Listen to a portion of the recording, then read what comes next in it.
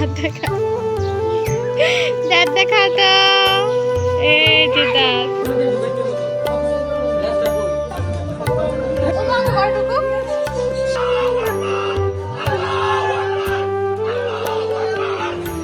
আসসালামু আলাইকুম, সবাই কেমন আছেন? ঈদ মুবারক। আশা করি আল্লাহর রহমতে সবাই খুবই ভালো আছেন। আজকে ঈদের ব্লগটা আপনাদের সাথে শেয়ার করলাম, কেমন লাগে দেখে অবশ্যই জানাবেন। আর ঈদের দিন কি করলাম সারা দিন সেই নিয়ে আজকে আমার ভিডিওটা, আশা করি ভালো লাগবে। এটা ছিল ঈদের আগের দিনের গরু, আর তারপরের দিন গরুটাকে জবাই করা হয়েছে ঈদের দিন। আর মনে হচ্ছিল যে 2-3 দিনে গরুটা যেন অনেক মায়া জড়িয়ে ফেলছে, সবার সাথে অনেক মায়া, এরকম একটা সম্পর্ক তৈরি করে ফেলছে। গরুটা এত বেশি কিউট আর শান্ত ছিল যে সবারই খুবই ভালো লাগছে।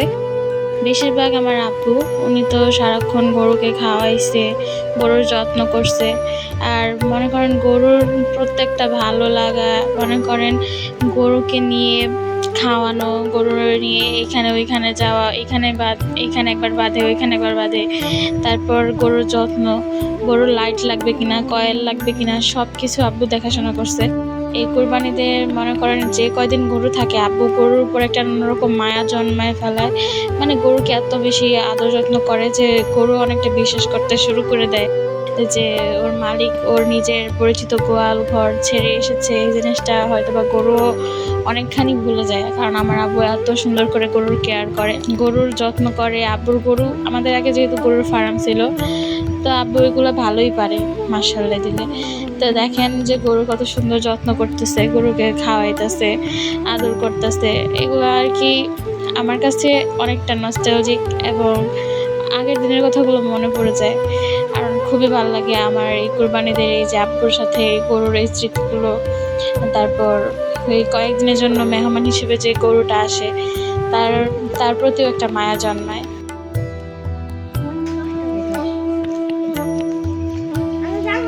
তারপর চলে আসে সেই আবেগঘন সময়, কোরবানির সময়।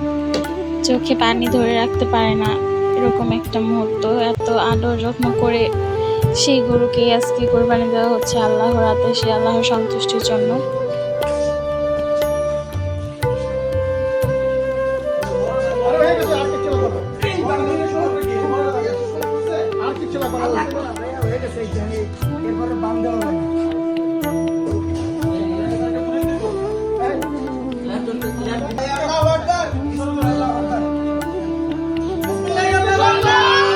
তারপর আলহামদুলিল্লাহ কোরবানি হয়ে যায়, আর কোরবানির কার্যক্রমগুলো চলছিল।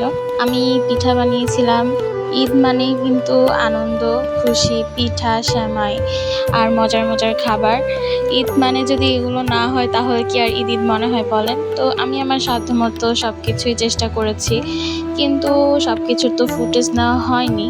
তো যতটুকু ফুটেজ ছিল আপনাদের সাথে শেয়ার করেছি। এটা আমি নকশি পাতা পিঠা বানিয়েছি।